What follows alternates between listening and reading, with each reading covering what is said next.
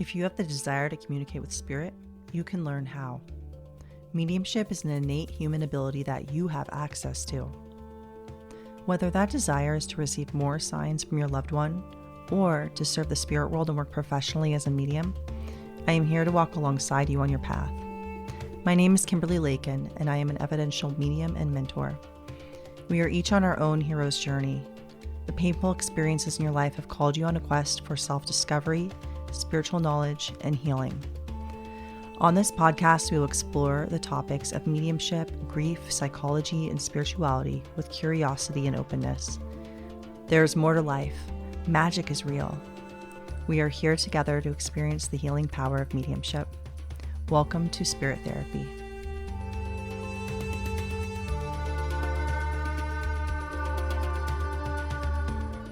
Hello and welcome to this first episode of Spirit Therapy. I'm so grateful you're here. My name is Kimberly Lakein. I'd like to take this first podcast episode to introduce myself, tell you a little bit about my history, what I offer, and my intentions for this podcast. Mediumship is my passion. I love connecting with the world of spirit, and I love serving the world of spirit and helping people through the power of mediumship. I really believe that mediumship is healing and that we can all benefit from it. I believe that all humans have the power and the ability to develop mediumistic abilities. If it's something you're interested in, I'm going to be sharing about that on this podcast. I have been a medium my whole life. It started when I was a really small child. From what I remember, I could hear the spirit people when I was falling asleep, which really, really scared me. As you can imagine, if you're a medium, maybe you experience this too. Well, what I did was I would go to bed every night with the radio on, but that only helped so much. I also experienced vivid and prophetic dreams, seeing energy around people, knowing things about people, and just being extremely sensitive my whole life. So I tried to dial down this knob sensitivity, took matters into my own hands, and turned to drugs and alcohol, which, as you can imagine, didn't work, didn't help. I still had those spiritual experiences. I was still scared about it. But I also always had a very, very close connection with my spirituality and my higher power. And that's something that really helped me through my childhood and through those years. So I am very grateful that I hit my bottom in addiction very quickly in life. It was very bad and very fast. So I packed a lot into about a decade or so of using and drinking, and got sober at the age of 24. Thank God. My sobriety date is December 12th, 2010. So I just recently celebrated 13 years. Sobriety was the beginning of my spiritual and healing journey. And through sobriety, I was able to connect back in with my mediumship in a way that I realized its healing potential. And a few years into my sobriety, after some not so pleasant experiences, you could say, catapulted me back onto that spiritual path. And I was committed to developing mediumship and serving. I knew that it was my life path and I was ready to commit to it at that point. So the next 10 years were a journey of me finding myself and healing, developing mediumship with various mentors. The first few years of my development, I developed on my own, which I'm very grateful for because it allowed me to develop my own language with the spirit world, really nurture my own unique connection with them without other people telling me what to do, basically. So when I mentor other mediums, I really like to bring that out because I believe we each have our own unique connection, which is very important. We're not meant to all approach mediumship the same exact way. I've gathered a plethora of tools over the years from working with my own spirit team and also mentoring under world-renowned mediums such as Mavis Patella, Annie G, Kay Reynolds, and Danielle Sarank, to name a few. I will always be developing. Mediumship as a lifelong unfoldment. We're never fully developed. Every medium's always going to be still developing. There's always room to grow and more to learn. I also want to highlight just sharing my experience and what I've learned along the way from others. And if anything doesn't resonate, listen to your intuition and your truth. Listen to your own gut. And some things I say may resonate and some things may not. And we're all on our own quest, I believe, to find our own truth. And I want you to listen to what's true for you. So if ever I say anything that you don't agree with, let it go. Take what resonates and leave the rest. I'm only one person. I'm sharing my perspective from, I'm a Jewish witch. I'm bisexual. I'm in my mid-30s. I'm a white woman living in America. And that's just one opinion. There's so many other cultures, other perspectives. And I want to try to bring those in on the podcast as well to offer lots of different perspectives and not just mine. So please go out, research, learn as much as you can about the things that interest you about mediumship or psychotherapy or the spirit world and your own healing path. And know that I will offer lots of different resources and lots of different people. I'm not afraid to recommend other people that I know that have helped me and that have helped others and that I believe could help you. One thing I want to say is that throughout my years of addiction, I was never able to turn off that connection with the spirit world. At the time, like I said, it was something that scared me. It was something I was trying to repress. And I had a lot of scary experiences, actually. I'm probably going to have a whole episode on this because I know a lot of people experience this where they're scared of connecting or they have scary experiences and they want to know what it is. So I have a lot of thoughts on that I'll share later. But one thing I want to say is that I was able to learn how to control my mediumship and I now kind of shut it off and turn it on when I want to use it in a session, which makes it more powerful in the session and it allows me to be human when I'm not working, which is very beneficial. I'm still sensitive. I can still tune into things if I want to, but it's not overwhelming like it used to be. So that's something that I teach as well. I don't believe it's all love and light. However, I do think a lot of it does come from our mind and our cultural conditioning, such as Hollywood movies telling us ghosts are scary.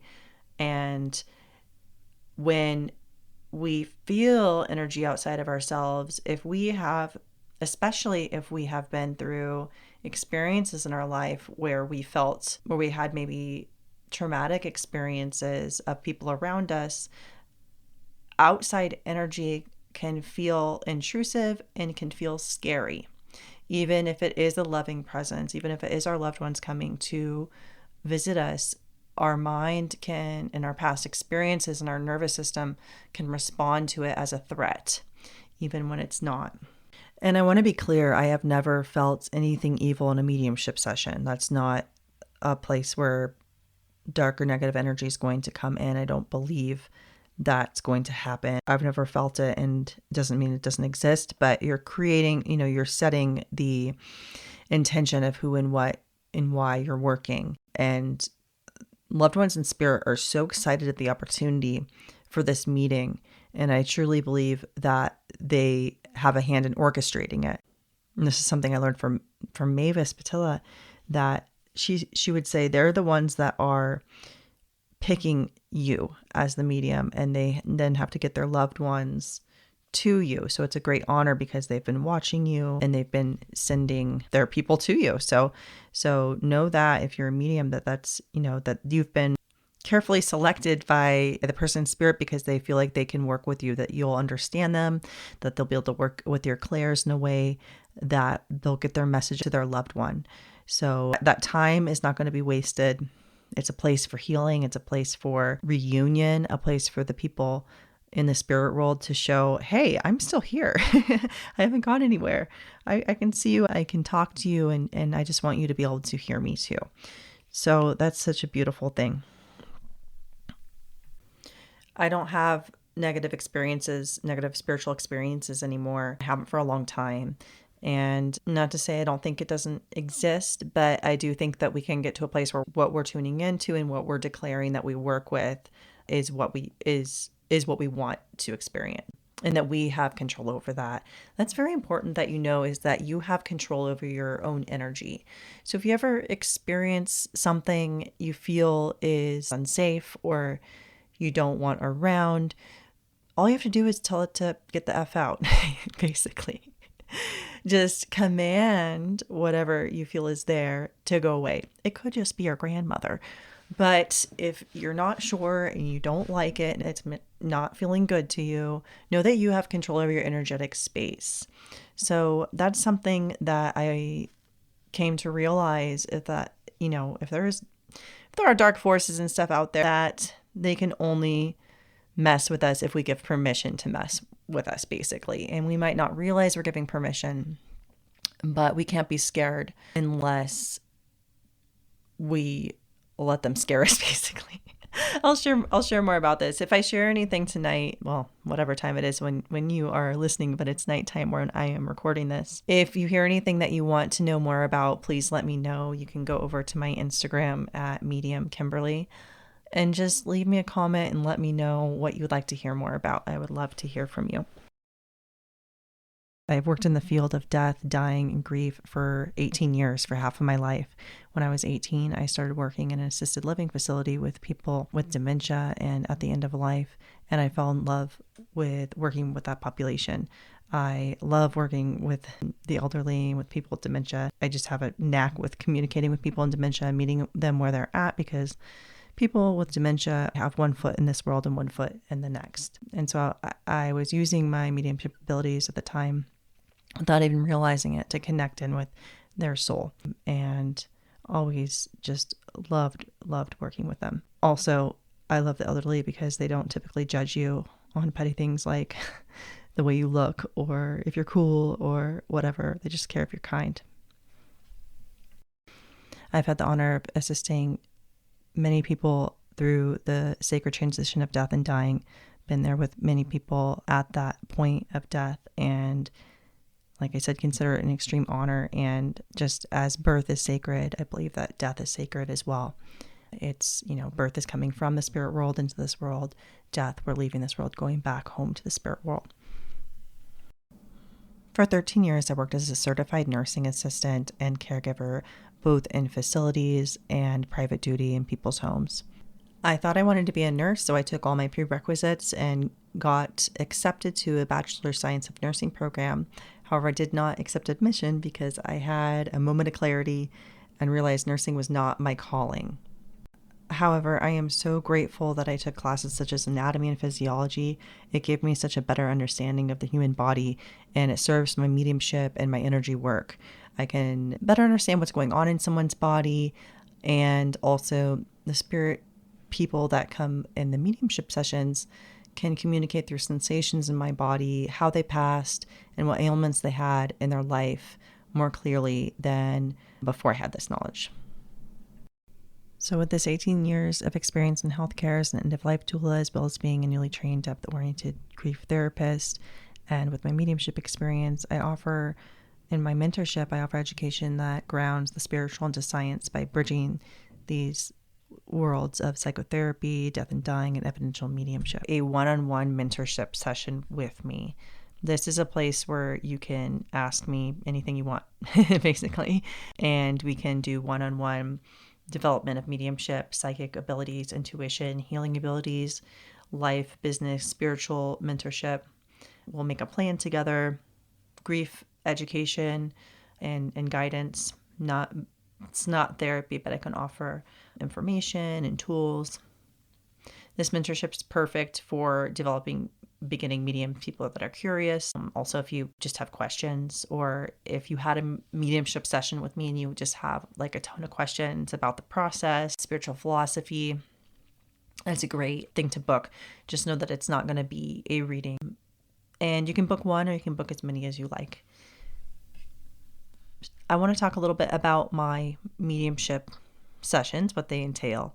So I do evidential mediumship, which means my intention is to bring through lots of specific evidence so you know without a doubt who I'm communicating with. I want to do that before I give you a message.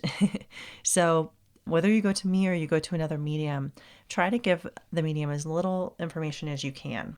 This is because we use our mind. It's mental mediumship. People think that it's going to help or that like we're trying to find out information on the side like to help us, and it doesn't. It makes it so much harder.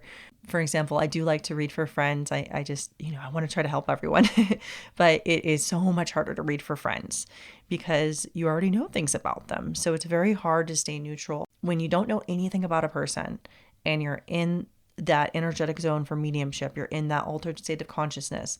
You know that everything that's coming into your mind is coming from the world of spirit.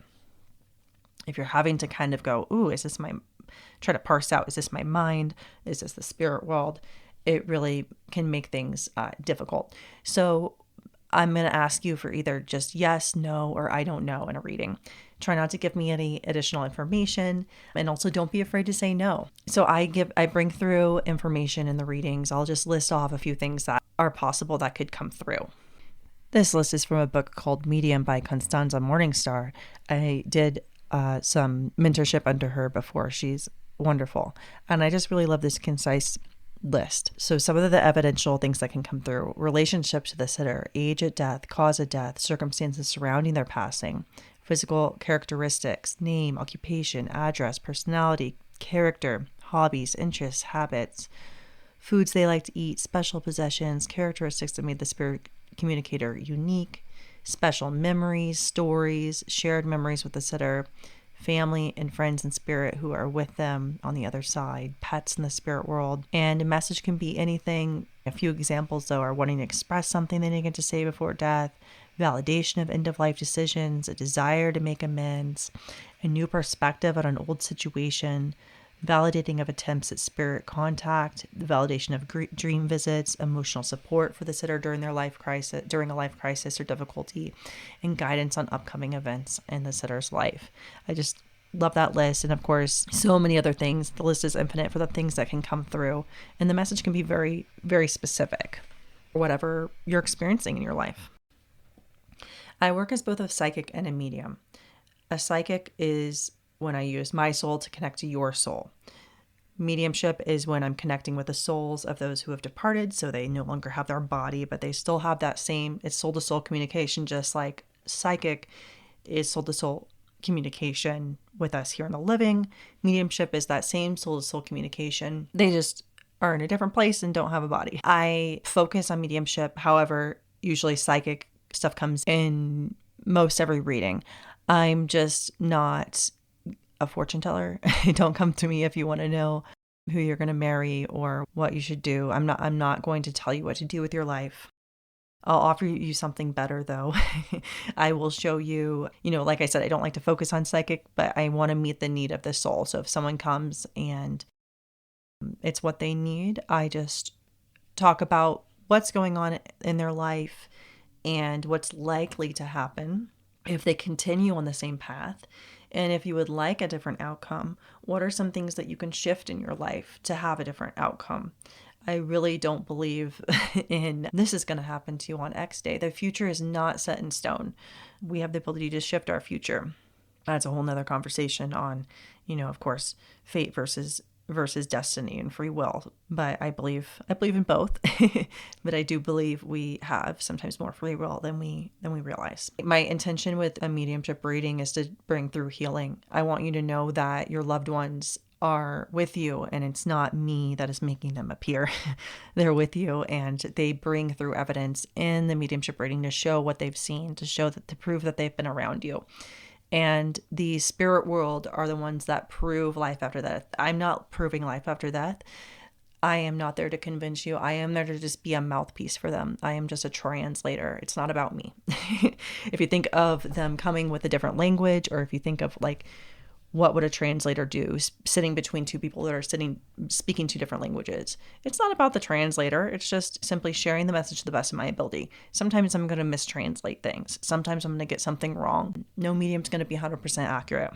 And I'm not going to be the medium for everyone. That's important to know. No medium is going to be for everyone. That's why we have so many wonderful mediums in the world, because we work through our references, our life experiences that we have been through.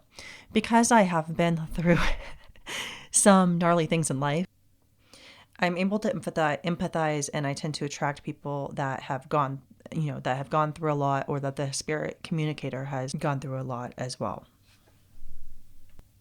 I want you to know that a mediumship reading is inherently healing because of the energy that the spirit world, that spirit, the power of the universe is bringing through the mediumship reading. So we're creating that space for you are coming to a reading wanting healing. Everyone that's coming to a reading on some levels wanting healing, understanding, clarity, closure, wanting some new perspective, wanting to know there's life after death, wanting to know their loved ones are okay, their loved ones are around. So the spirit world is bringing in healing for whatever you're going through, whatever is on your mind. That's very important to know. And it's very important to know that you can talk to your loved ones and they can hear you. That's something I tell every client. So if you've worked with me before, you've heard me say this, that you can communicate with your loved ones through writing, through talking out loud, or through simply directing your thoughts towards them in your mind. They're only a thought away. They will be right there next to you as soon as you ask them to be. That's very important to know. It's very important to know that you can ask them for signs. So we want to be very open-minded when we come to a mediumship reading, though. Please don't come to a mediumship reading wanting to hear only one specific thing or one code word. It's okay to be skeptical. The more open-minded we can be, the more curious, the more open to anything, no expectations, that gives the best reading. We'll have the best results by letting go, by being open to anything that comes through. That's not to say you can't have emotion and have to just be like, oh, okay, I don't care. But if you're open, excited, sending your medium a smile is always helpful. We're often extremely sensitive, self-conscious people. I know I am. And I've had to work a lot to be able to do a reading and to be confident enough to just say what I'm getting, to get the no's. It takes years of practice. And if you're a developing medium, you know this. It may look easy, but it's not. And it's taken years for us to get where we are when we're working professionally and able to just what we receive, to just let it roll right off our tongue without worrying about what it means or how if it's going to be good enough or something like that. I strive to be the best person I can in my mediumship and in life in general. If I've messed up, I want to talk to you and I want to apologize about it. And I do that. If I messed up and I don't know about it, I want to know about it, so I want to have that chance to have the hard conversation and to repair it. So on that note, if you've ever had a reading with me and for some reason something didn't sit right, or if I just know you, if you're anyone in my life, know that I'm someone that's open to having those hard conversations. I think that it's important we do that as people. Mediumship as well is, if you're a medium, we have to learn to have those hard conversations because they're going to come through in mediumship as well. So the more we work on our communication in life, the more our communication is going to unfold and improve in our mediumship. So if we shy away from conflict, shy away from hard conversations, our mediumship sessions might not go as deep as we'd like them to be. So that's something to consider and something I'm continually working on. So for the last year, I have worked as a grief therapist in training while in a Master's of Psychology program with an emphasis of depth psychology in marriage family therapy and clinical counseling.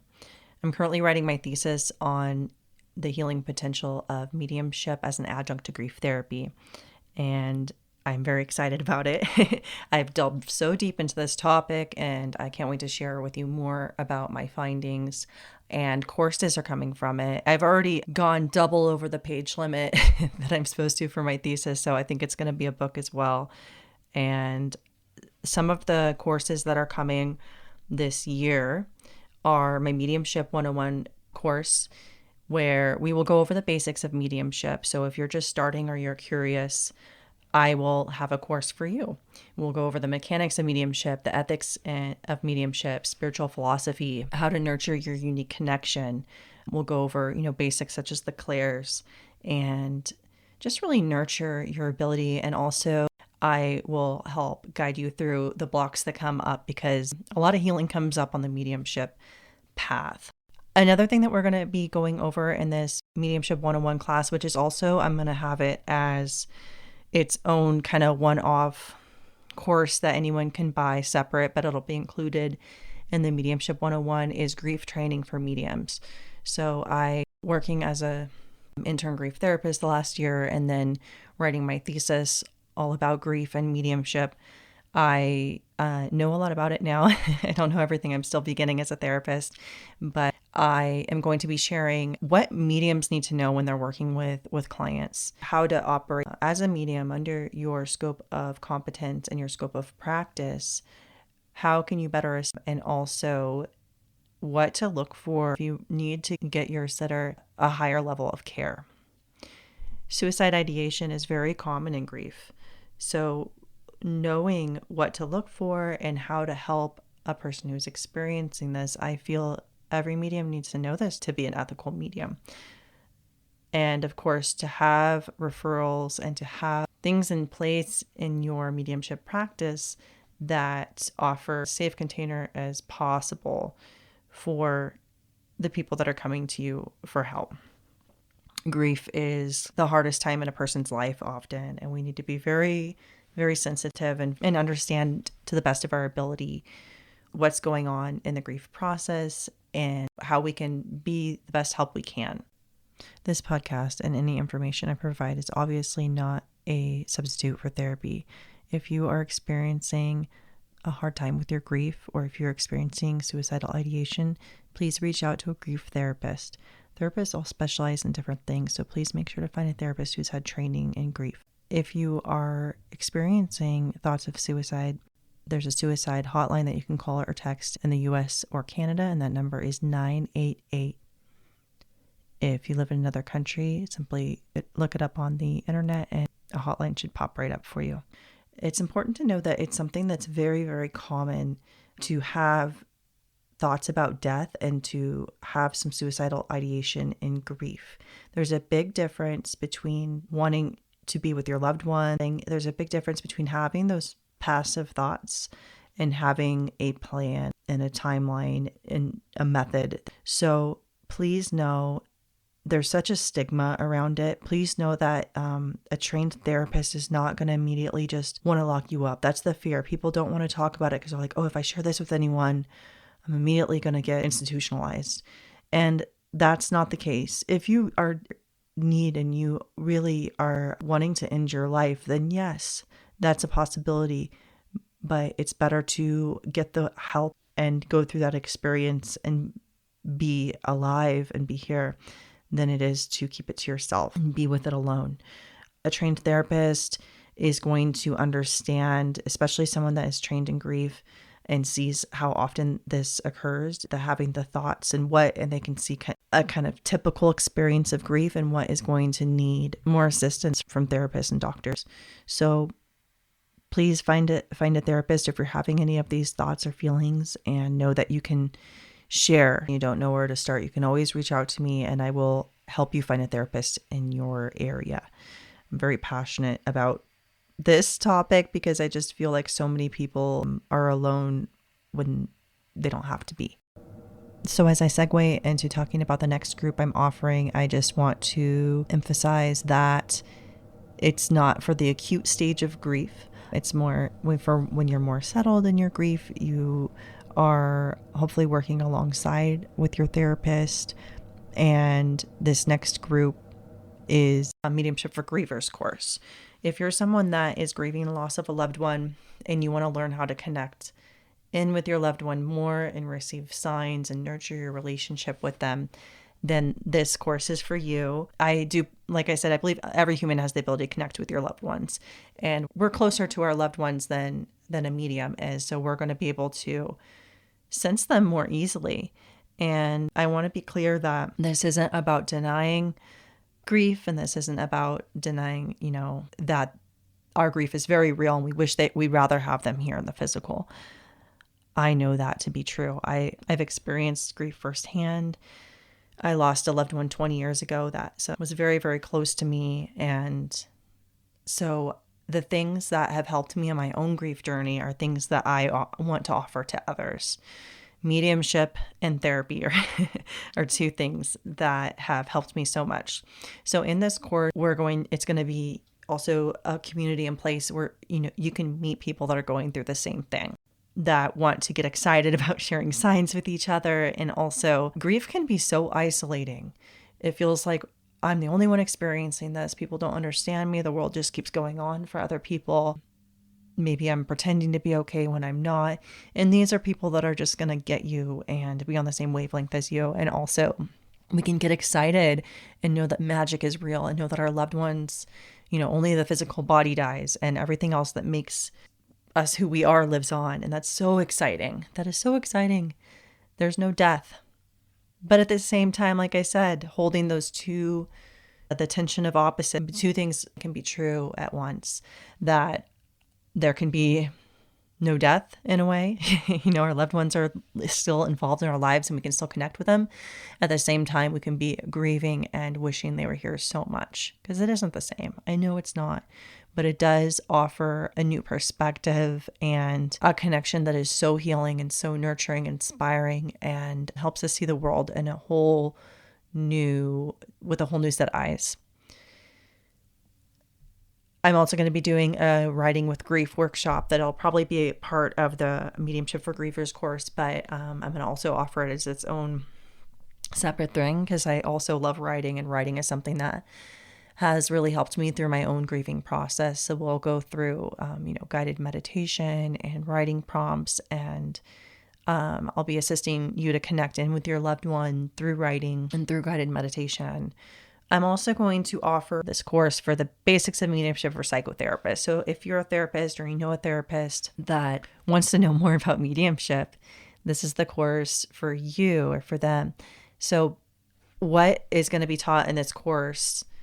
I'm going to share lots of different techniques of how to work with your client to process that session. There's so much processing and integration that can happen after a mediumship session, which is why most mediums don't allow someone to come back within 6 months to a year. There's so much integration that happens, and also you need to give time for new information to come through and for the healing to unfold that was brought through in that session. Unfortunately, the reality is people also have bad mediumship sessions.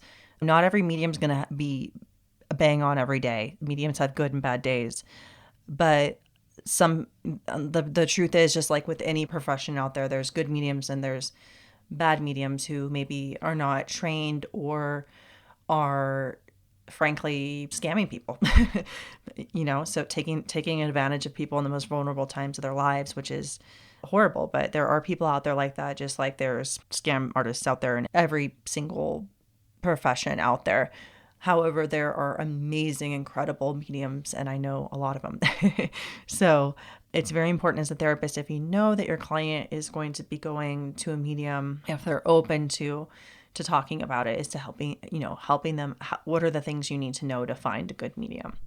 And then if they do, unfortunately, have a bad session, how to process it together in the therapeutic container. I'm going to share in this course is how to assist your client if they are wanting to develop their own mediumship, if they're wanting to connect in with their loved ones, how you can support them in that process. Not like you're teaching them mediumship, but just how you can be there for them and know the kind of the basics of mediumship, just like learning about any other subculture or anything, just so you can help them to know maybe what's a dream visitation, when is it someone's mind processing versus a real visitation, or a mixture of both, when is it their fear or their mind coming in, and of course talking about things like signs.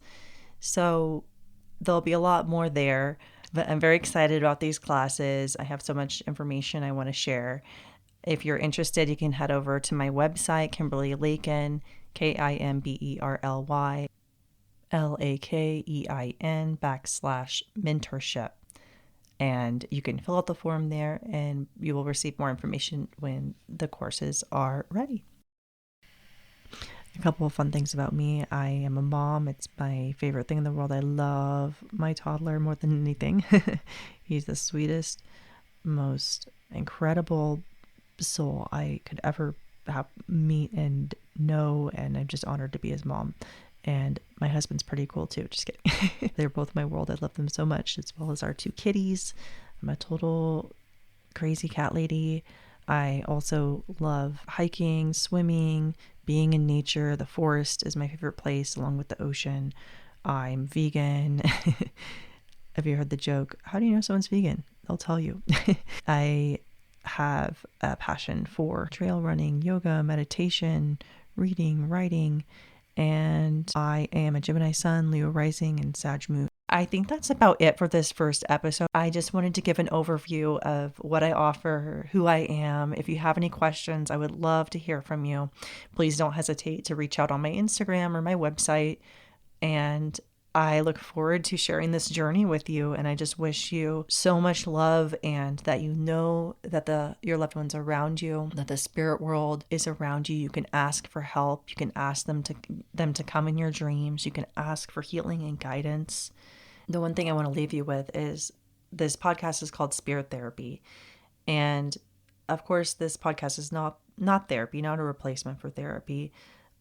However, therapy means healing. And I believe that connecting with our spirit within, that spark within us that gives us life, gives us consciousness, that same spark that is in with all life, that connecting with that, nurturing that connection is healing. It awakens us. It advances us on our spiritual journey. It heals us. And I am committed to sharing by connecting with my spirit within and the spirit without by sharing whatever is most important to the spirit world, whatever they feel wants to be shared. I work for them. I work for them, and whatever I feel moved and inspired to share, I'm committed to sharing that on this podcast. This podcast is a big stretch for me. It's out of my comfort zone. So I will be figuring it out as I go along. I will be, healing my own throat chakra as I share with you guys.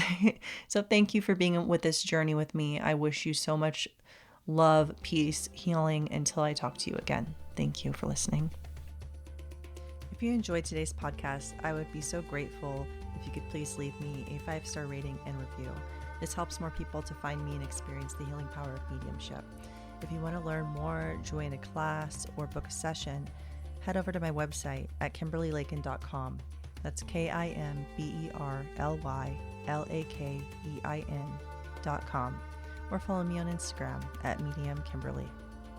Thank you, and I'll see you next time.